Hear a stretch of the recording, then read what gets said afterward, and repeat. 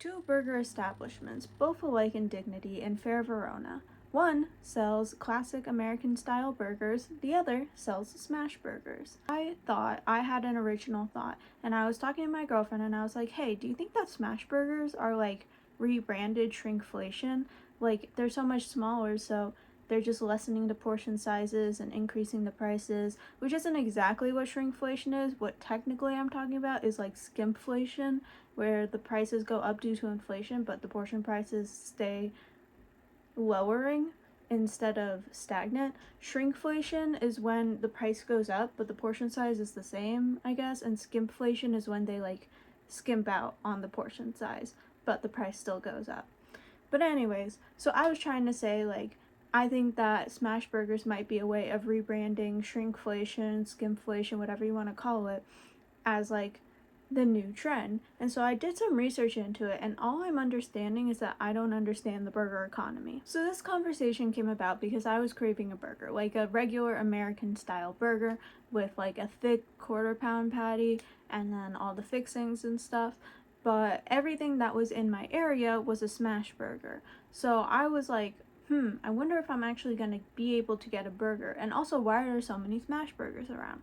So I tried looking it up. I looked up why are smash burgers so popular, and all that came up was a 2024 Eater article where they discuss the rise in popularity of smash burgers as like the food of 2024, but it didn't really have any information on 2025, 2026 because it was written in 2024. So I tried to do a bit more digging on it.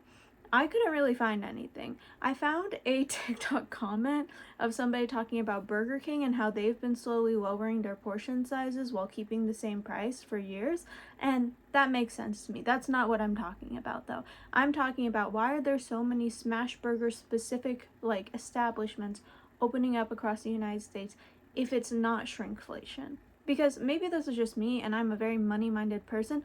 I don't know why Smashburgers locations are opening up if there's not some sort of like financial incentive to it.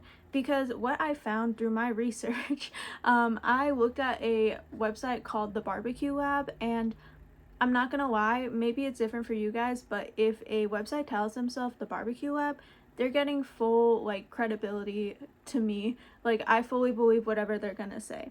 They have a whole article that is called The Overthinker's Guide to the Perfect Smash Burger, I believe, and they detail how many ounces it would take to have a smash burger that like barely reaches the perimeter of the brioche bun, right? So the number that they came up with is 3 ounces. 3 ounces of meat is what's required to have a smash burger that fits the like perimeter of a brioche bun.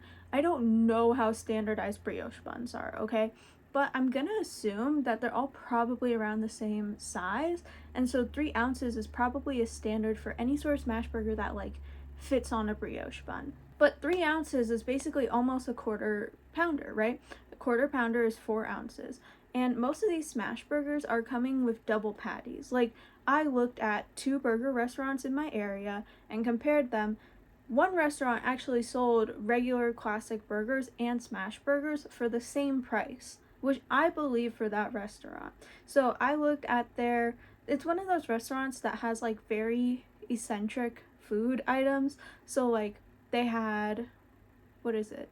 They had a burger with a whole ball of mac and cheese inside of it.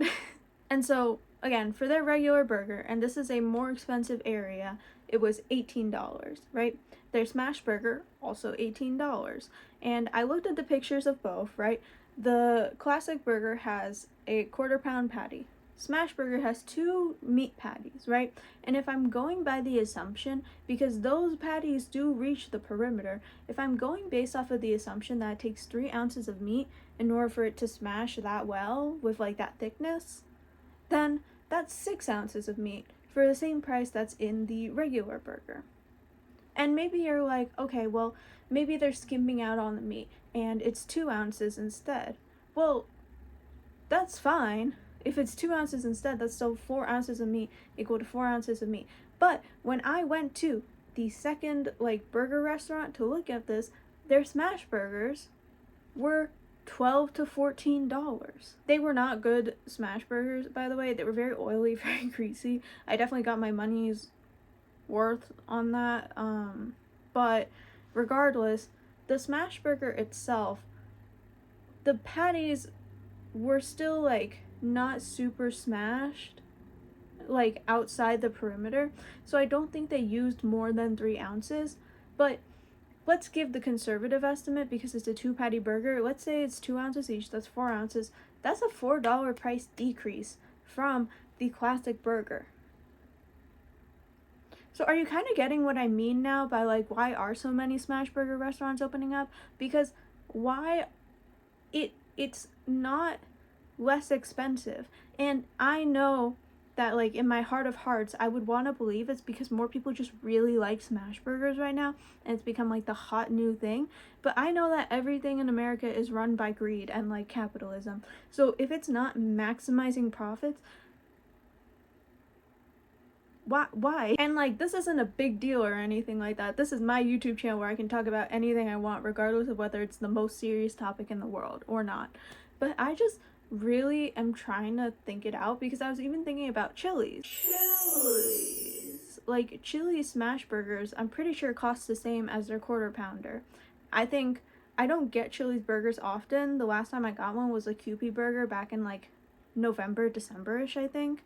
But I don't know, like they look pretty much the same in terms of meat. So I don't know where the stigma has come from that smash burgers cost less to make than a classic burger. And beyond that, like a smash burger, the only thing I can think of as to why it's cheaper is because it takes less time and less skill to cook, which I feel like every man in America knows how to flip a burger, if I'm being completely honest. There is not a single man that I've met who hasn't told me with unabashed confidence that he can work a grill. If the whole thing is that they're going to be easier to make because you're just smashing them and like flipping them over and they don't take as long, I don't know. That doesn't feel like a big enough justification between $4 of price.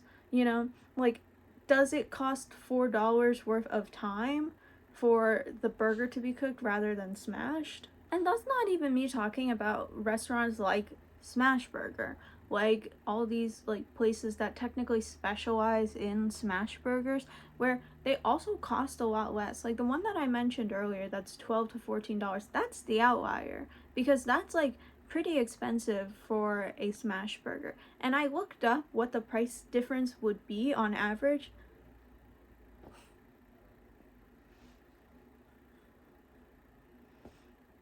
Why do I look so stiff?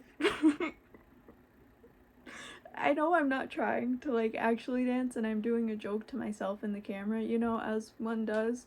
Um no, it's fine.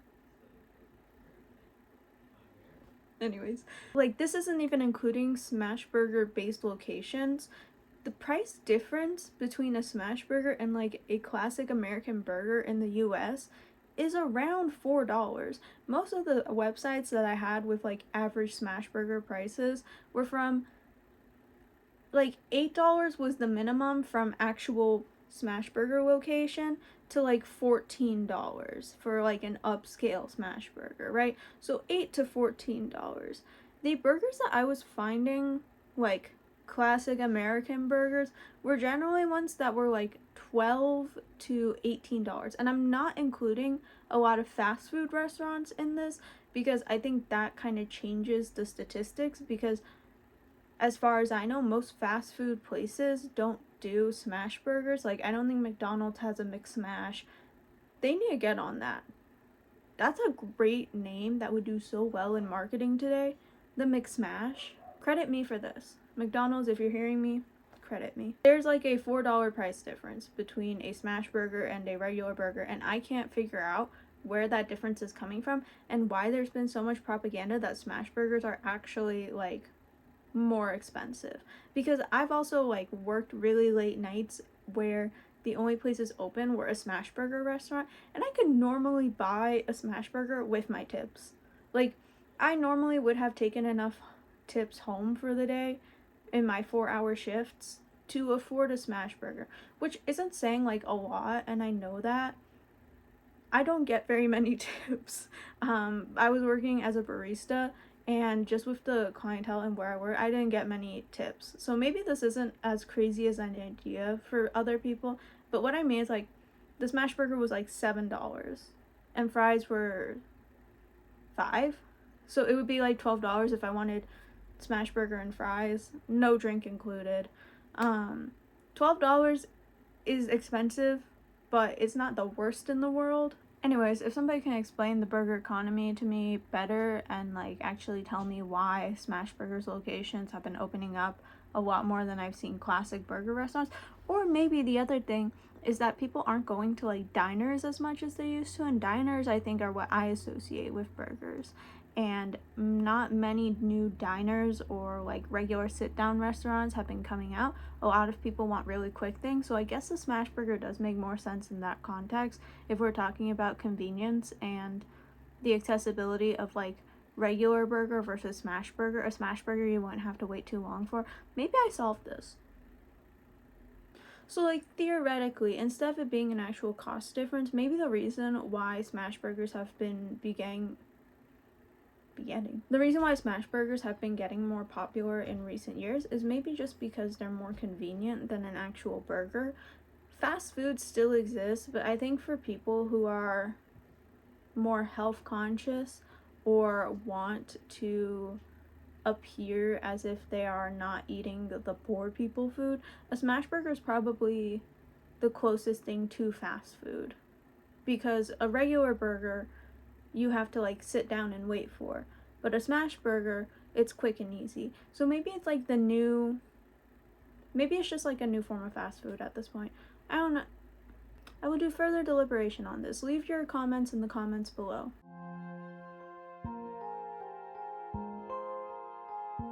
Hello, it's me. I wanted to add real quick in the outro. I know it's been 2 years since I posted.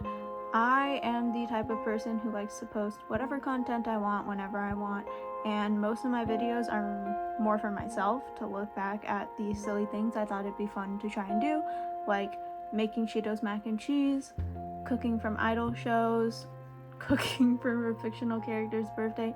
Do a lot of cooking, honestly. But it's just for me to have fun, and I think that right now it's an especially sad time in the world, and I've definitely been feeling that sadness, so I want to make more videos just to bring myself joy and maybe anyone else who watches this video. So thanks for sticking around, and if you'd like, subscribe, leave a comment, do something, I guess. Bye!